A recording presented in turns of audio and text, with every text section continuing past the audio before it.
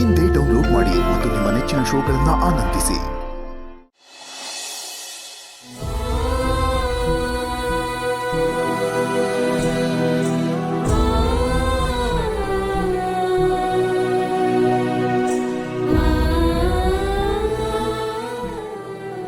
ಪ್ರೀತಿ,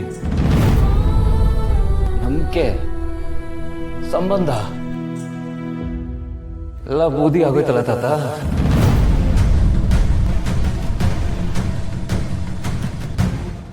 ಜೀವನದಲ್ಲಿ ಏನೇ ಕಷ್ಟ ಬಂದರೂ ಅದನ್ನ ನಗ್ನಗ್ತಾ ಎದುರಿಸ್ಬೇಕು ಅಂತ ಹೇಳ್ತಿದ್ರಿ. ಕಣ್ಮುಂದೆ ನಿಮ್ಮ ಫೋಟೋ ಜೊತೆ ಎಲ್ಲ ಫೋಟೋ ಬೂದಿ ಆಗೋಯ್ತಲ್ಲ ತಾತ.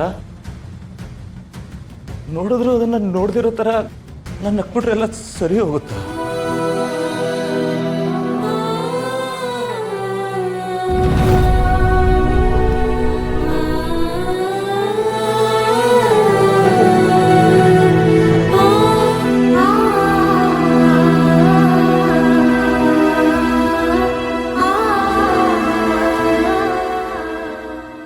ನನ್ನ ನಗು ಎಲ್ಲ ಸರಿ ಮಾಡುತ್ತಾ?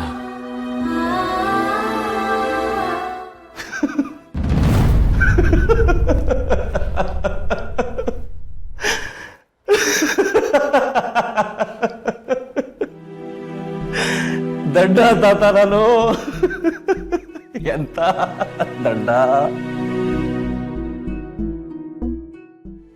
ಸುಳ್ಳನ್ ಗೋಡೆ ಮಧ್ಯ ಇದ್ದು ಅದನ್ನ ಸತ್ಯ ಧರ್ಮನೇ ಅನ್ಕೊಂಡಲ್ಲ ತಾತ.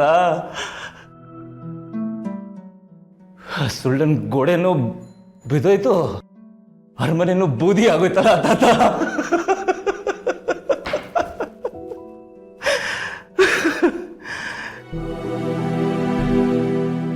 ಸಾಧ್ಯವಾದರೆ ನನ್ನನ್ನು ಕ್ಷಮಿಸಿ. ಯಾವ ಬಾಯಲ್ಲಿ ನೀನು ಮದುವೆ ಆಗಬಾರ್ದು ಅಂತ ಹೇಳಿದ್ನೋ ಈಗ ಅದೇ ಬಾಯಲ್ಲೇ ಹೇಳ್ತಾ ಇದ್ದೀನಿ, ನೀನು ಮದುವೆ ಆಗುವ ಕಾರಣ.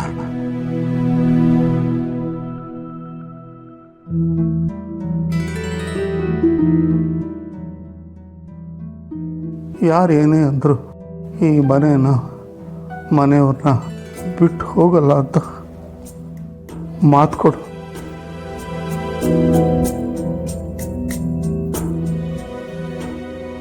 ನನ್ನ ಮೇಲೆ ಇಷ್ಟೊಂದು ದ್ವೇಷ ಇದ್ರು ಅದನ್ನ ಅರ್ಥ ಮಾಡ್ಕೊಳ್ಳೋದ್ರಲ್ಲಿ ಎಷ್ಟು ದೊಡ್ಡ ತಪ್ಪು ಮಾಡ್ಬಿಟ್ಟೆ. ನನ್ನ ದೊಡ್ಡತನಕ್ಕೆ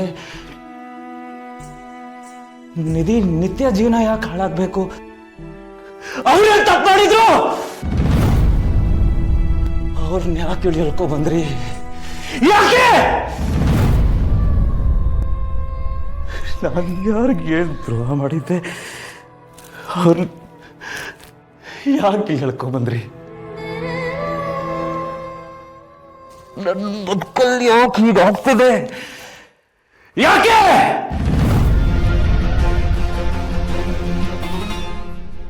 ತನ್ನ ಪಾಡಕ್ಕೆ ಯಾರನ್ನು ಪ್ರೀತಿಸಿ ತನ್ನ ಬದುಕನ್ನು ಕಟ್ಕೋಬೇಕು ಅಂತ ಇದ್ದಿದ್ದು ನಿತ್ಯ ಜೀವನ ಯಾಕೆ ಹಾಳು ಮಾಡಿದ್ರಿ?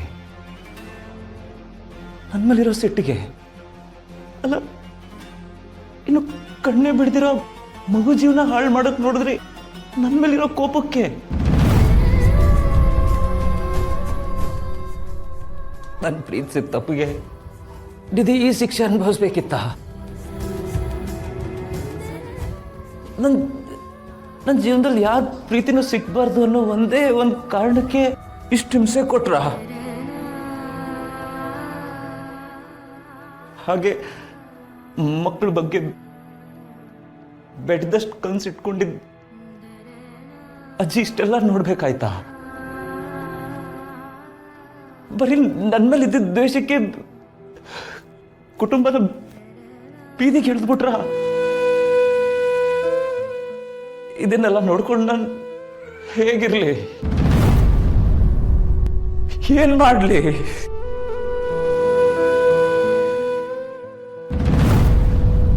ಏನ್ ಮಾಡ್ಲಿ?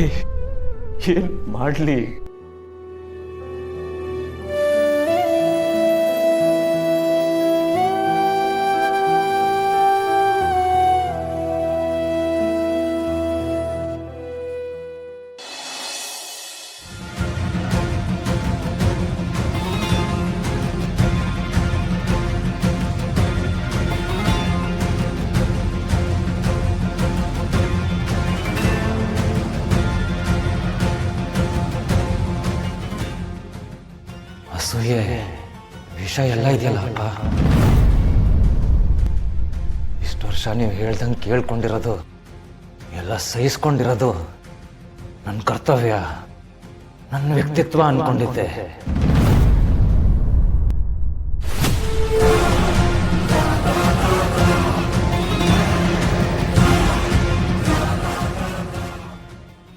ಆದರೆ ಇವತ್ತಿಗೆ ನನ್ನ ತಾಳ್ಮೆನೂ ಬೂದಿ ಆಗೋಯ್ತು.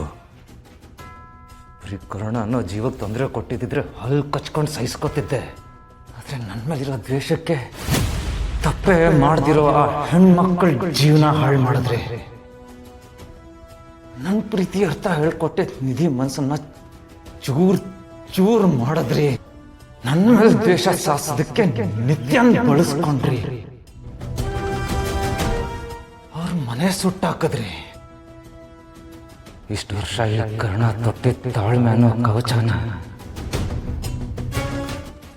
ನೀವೇ ಕಳಚ್ಬಿಟ್ರಿ ಅಪ್ಪ.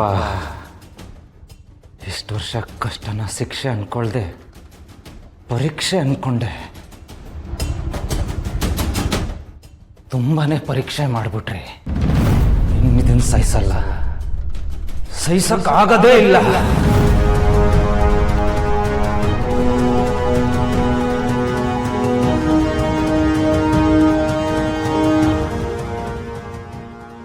ಇಷ್ಟು ದಿನ ಎಲ್ಲ ಬದಲಾಗುತ್ತೆ ಅಂತ ಕಾದಿರ್ ಮುಗೀತು. ಈಗ ನಾನು ಬದಲಾಗೋ ಕಾಲ ಬಂದಿದೆ. ಬದಲಾಗೋದು ಅನಿವಾರ್ಯ ಅನ್ನೋಷ್ಟು ದೊಡ್ಡ ಪೆಟ್ಟು ಕೊಟ್ಟಿದ್ದೀರ. ಪ್ರೀತಿಯಿಂದ ನಿಮ್ಮನ್ನ ಸರಿ ಮಾಡ್ಬೋದು ಅನ್ನೋ ನಂಬಿಕೆ ಹೊರಟೋಯ್ತು. ಇನ್ನೇನಿದ್ರು